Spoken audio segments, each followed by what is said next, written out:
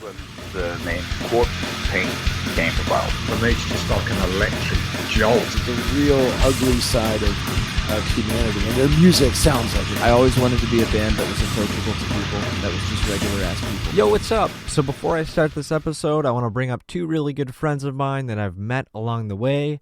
They've been the backbone and really the biggest supporters of this podcast since day one. Everything visually you see with this podcast has been done by Wither Designs and Benny Bones Art, and it could be your band next. Check them out on social media, get yourself something unique and original, and yeah, let's do this. So I've been jamming your new record like off the hook recently. Like it's just such a it's just so good. It's so catchy. A lot of black metal albums, I feel like, miss that nowadays. Cool. But you definitely do it. And the fact that like your vocals are in German just makes it so much more unique. Great. That's nice to hear. That's really cool. So the first thing I want to hit you with, well, basically I want to go over what I'm doing. So recently I've been going through old interviews or new interviews that people have done and then just kind of dissect them and get a little bit more out of it. Mm-hmm. And so the first one I want to hit you with is your newest album is about the night and the world between being awake and asleep. Can you tell us a little bit more about that? Yeah. When I started actually thinking about a new album, which was, I don't know, 1 year after we released Finisterre, I think in 2018 sometime, you always think about a new concept or stuff you want to write about. And there was then suddenly one experience I made which made me think about this night subject, which was connected with the song Immortal. It was a crazy thing. Like I'm lying in bed in the early morning hours between 4 or 6 a.m. and suddenly this basic structure, the basic drum beat and bass line, which is very simple actually, from the song Immortal came to my mind like in my sleep or in a dream. And it was early morning and I was like, between sleepy and awake, somewhere in between. And I found this experience so weird but interesting at the same time that I thought, well, there might be more in this state of mind. And, I can even write a song in the state of mind, which was surprising. And I got up, wrote down the very, very basic structure on a piece of paper, and later in the day elaborated on the song more, like doing some more parts and guitars and thinking about the vocal line and stuff like that, making a proper song out of it. And that was the very initial point where I thought, well, let's just base the whole album theme about the night, and let's see what kind of emotions, subjects, like basic feelings emerge when writing rather in the night than in the daytime, because songwriting always was a daytime activity for me, and I switched that on this album to make it different in the first place. So the one thing I realized like right away that kind of caught my curiosity was like the artwork. I remember seeing that cover and just being like, there's got to be a little bit of a background story behind this, because usually when I think of black metal albums, I think of like, like Necrophobic. They have like this big cathedral or like the woods or some mountain, but yours was just so, it was just so like out of the ordinary, but it was so refreshing, Yeah. So how did you come about that one in specific? Because obviously we know the concept now, but that image. Well, Nocturne in general was about to be a different album. Like I said, I switched to the nighttime songwriting, writing lyrics, which I rather did at daytime before. So with the artwork, it's the same, actually. I wanted to do something different, but different in terms of making it simpler, actually. Right. It's just a gradient, and many people say that, like, well, what's this? It's just a gradient. Everyone can do this. But it was our idea to make it that simple and use a simple gradient, use simple typography to just have it look simple, but still have these nighttime subject and atmosphere lying in the artwork, like with this very dark and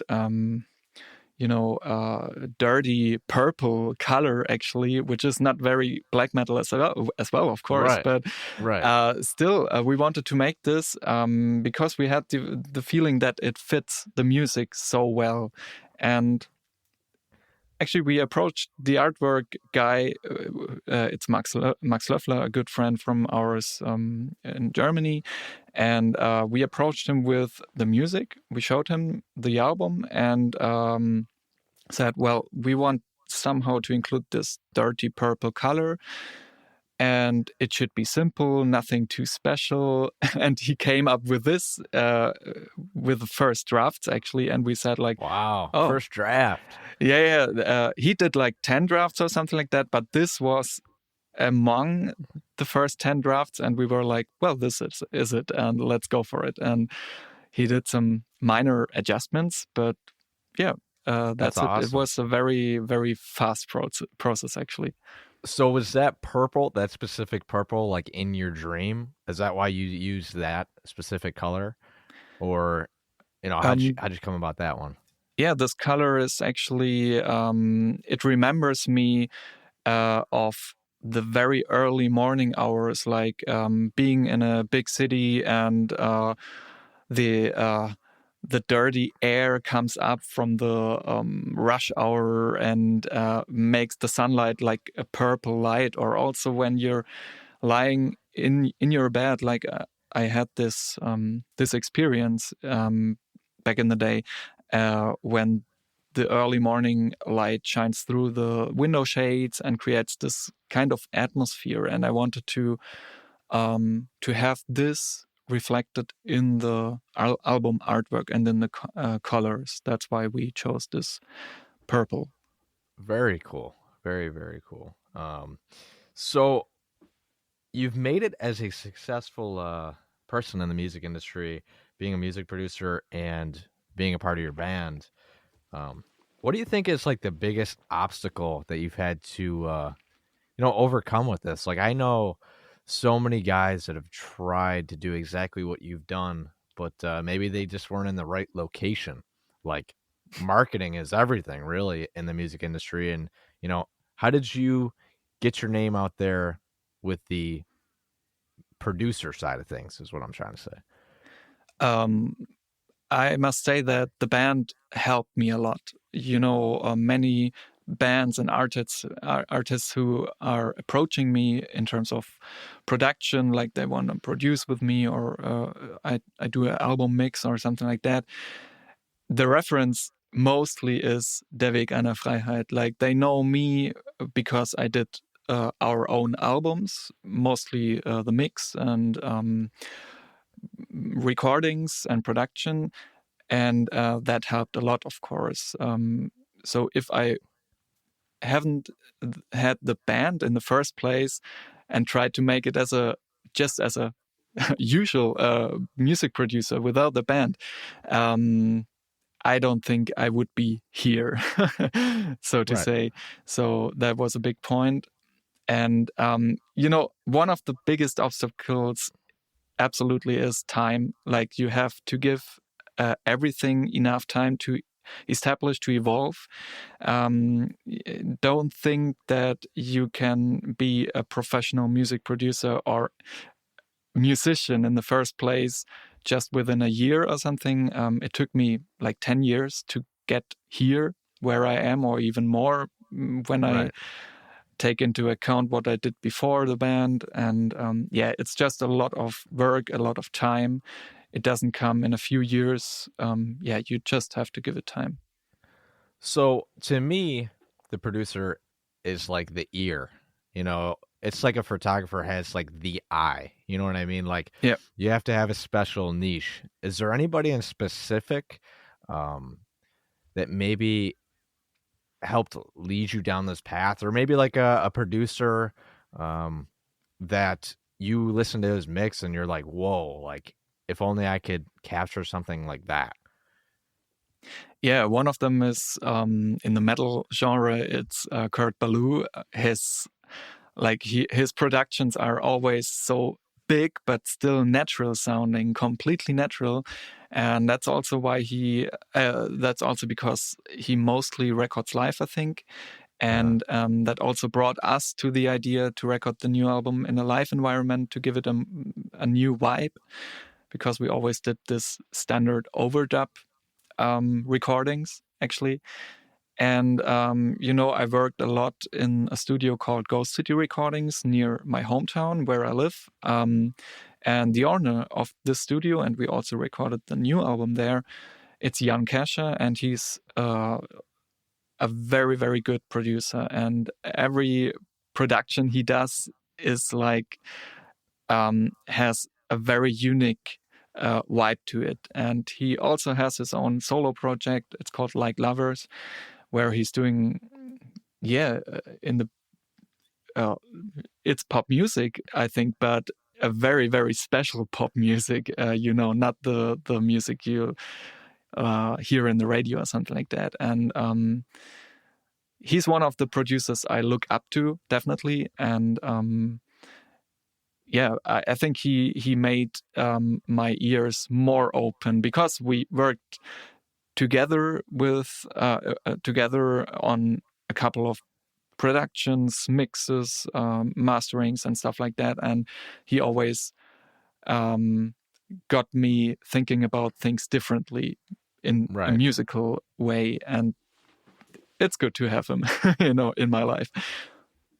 So to me, I've been in 2 studios ever since I've been a musician, right? And I think one of the biggest things about a producer is the personality of the person. Like, Yep. if you go into a studio where somebody's super talented but you don't mesh, that's extremely hard. If you're doing so, you're in Germany, right? And Yep. I think these online projects are suddenly a thing, especially in the black metal industry. Do you feel that has made the production of the albums easier for you because, it's all you? Or would you rather have the band in there giving you advice on what they want? I actually never did like an online mixing session or something like that. I Okay. don't think it would be my thing anyways. Okay. What I'm doing is and of course it's also because of COVID and you can't meet in person, or it's more difficult to meet in person these days. What I did in the past 2 years was a lot of mixing for bands all around the globe. Actually, they sent me the tracks, of course, via the internet, and I checked them out and give them feedback on their recording equipment or approach or anything to make the track sound good in the first place, and then later for me to better be able to mix them or master them. And what I'm doing here is advising bands how to record properly on their own, and then send Right. me the tracks later. But I'm not doing a fully online where the band joins via Skype or Zoom, and then we mix together. I don't think it would be my thing. I rather want to work on things in a very focused way on my own, and sometimes people distract me, and I don't like that in my workflow. Oh yeah. So you bring up the word distraction, and I read something about how you will block off certain times to be a creative person, right? And, Yeah. you know, can you go a little bit more in depth about this? Because for me, I have like a weird thing where like I'll just kind of, at the most inconvenient times ever, I'll be like, whoa, man, I just came up with this riff. I got to record it. You know what I mean? So your schedule to me, I feel like would be tough, but it varies with other musicians. So just, yeah. Does it work better with you? Yeah, I found that out over the course of time. Actually, back in the day, I grabbed my guitar and recorded some stuff whenever I liked, and that was great. And many good things came out of it. But the past years with my job, with everything, with the whole life actually, and every adult person knows this. There are so many obligations, jobs you have to do, and everything is really lined up. And I just, personal for myself, I can't find really spare time anymore. And because I always use the spare time between jobs or anything else to use it for songwriting and being creative. But that changed over the years. There's not such as spare time anymore. So I thought about, well, why not writing down like songwriting blocks in my calendar that are fixed, that are, bring up the idea, well, you have to be creative then. And Yeah. sometimes it works, sometimes it doesn't work, of course. It's not, it's pretty obvious that you have to be in a certain mood for songwriting, for being creative. So sometimes you are not in the mood, but then it's okay. You don't have to be creative. But I found out that if I don't block these dates, I will never be creative again. Yeah, Right. And that would be a bad thing. So I help myself with this, and I think I'm a very structured person. So I need this kind of structured creativity, so to say, and it works. It doesn't work for anyone, for everyone, I think, but for me, I found out it works. Yeah, I think I'm gonna try what you do within the next couple weeks, because like I feel you there. I mean, like you get being an artist, it's just like one of those things where like sometimes like there'll be months where you're not motivated or you just don't have anything creative going on, and then you'll just bust out a record next month. You know what I mean? So maybe what was the first riff that you ever did with the newest record that really sparked the whole thing? Like for me, it only takes one little like tad bit of inspiration to, fire off the whole thing. Yeah.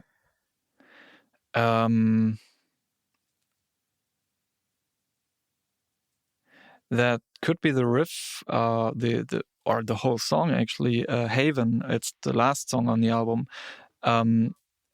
It's written in a open tuning. So if you don't fret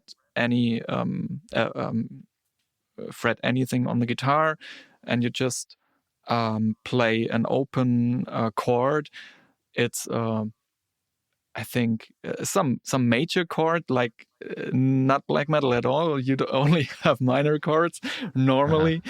No, just kidding. But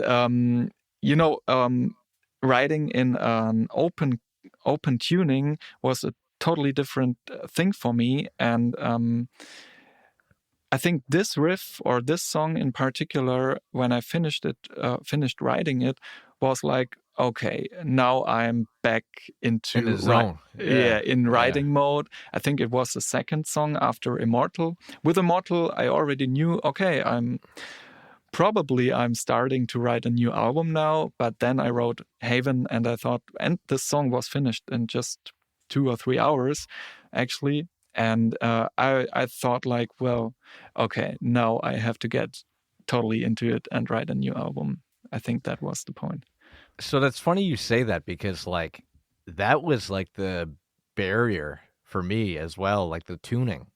Um Yeah, like you get into this zone where your guitar is always set up in one tuning, right? And that puts so much limitations on what your music can do. I mean, I was playing for 4 years in the same tuning, and I pick up the guitar and I'm like, I can't do anything with it. You know, it's very overlooked. And when you say that, I'm like, I wish I would have known that back in the day because yeah. I'd be changing tunings like all the time. Yeah, um, it's a pain in the ass life. And, we have to change 5 out of 6 strings exactly. for that song. So we need at least 2 minutes of tuning. And yeah, that sucks. But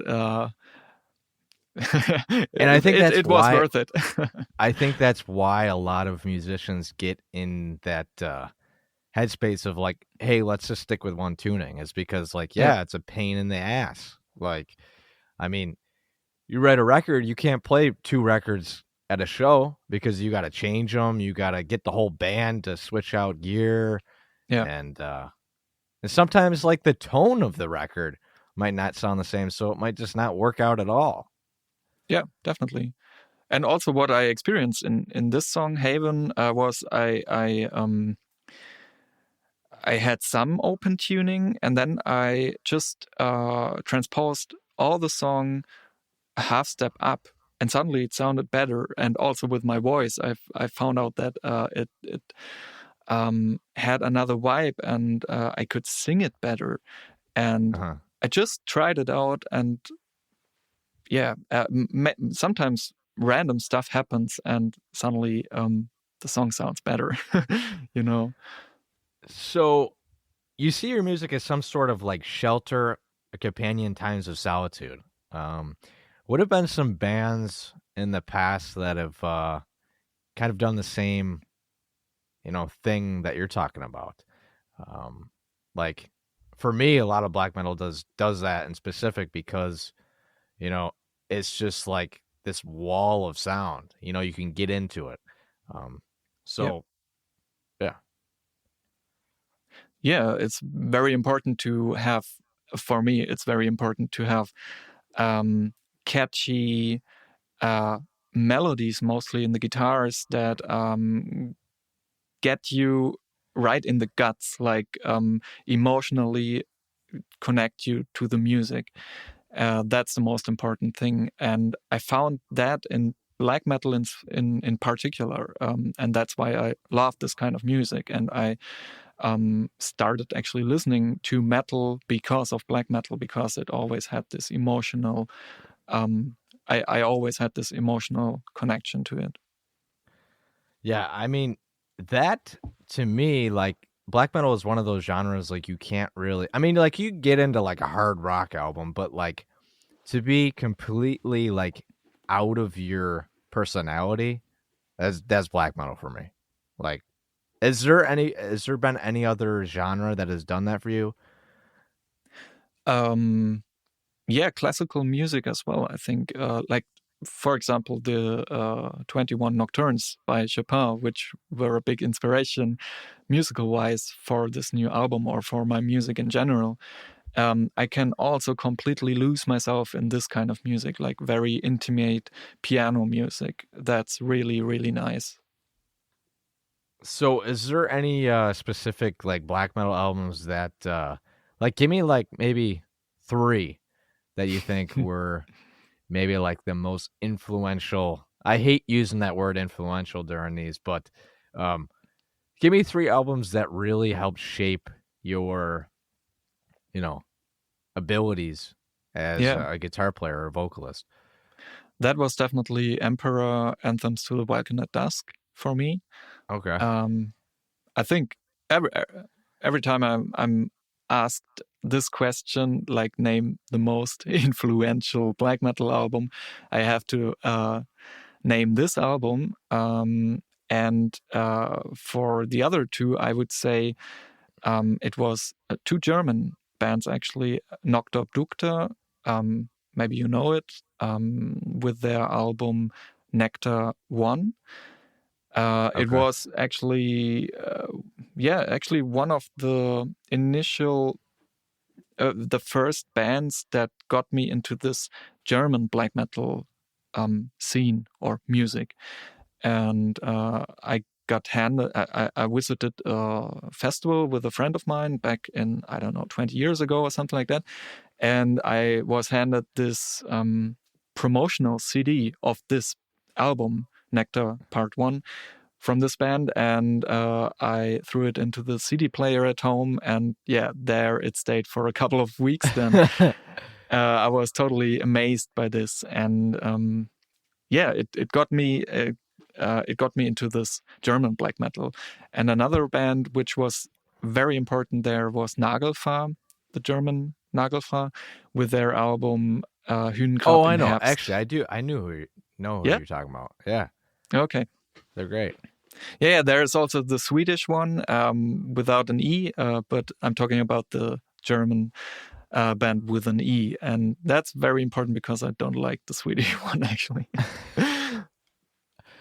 All right. So I'm not exactly sure with the whole COVID thing for you, if you're going to even be able to answer this question as of right now, but what's the scene like where you're at? I love asking this question because I get some wacky answers. Like the people will say it's absolutely dead. And then the other people will be like, every show you go at, it's packed. You know, how do you feel your supporters at home are? In COVID times or general? Just in general. I mean, yeah. Well, I'd say our shows are not packed at all. I'm living in Würzburg. It's 130,000 people, small town. I like it here. I really love living in the city, but there are many students who don't listen to metal, and especially black metal. So if you're going to a metal show here in Würzburg, normally not more than, if it's a big band, there are maybe coming 200 people, but if it's like a local show, not more than 50 or 100 people go there. So that opens my eyes to the fact that you guys like touring. Like if you say your scene is not that great at home, obviously that would be the reason why you'd push out of the States, correct? Push to the States, correct? Yeah.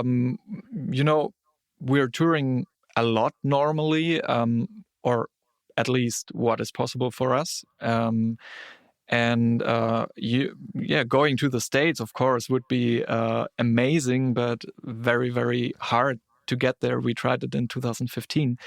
But it turned out that our visa representative, who, I don't know, took over all of this visa stuff in the US, he turned out to be a fraud, and we lost a lot of money. Holy and he fucked over some other bands too. And that was, we lost a lot of money there, and it pushed us back financially big time.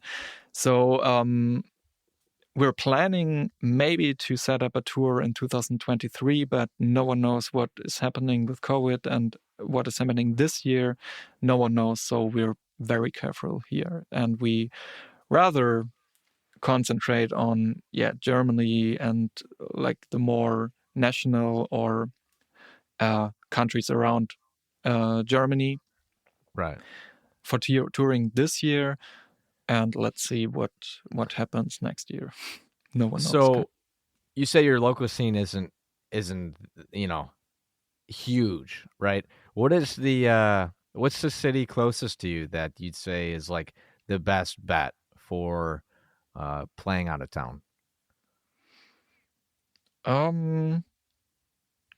I think Stuttgart, which is 1.5 hours from my town, has got a pretty nice scene with nice venues and stuff like that. And there's also a smaller town near Frankfurt, and everyone knows Frankfurt. It's a big town where millions of people live.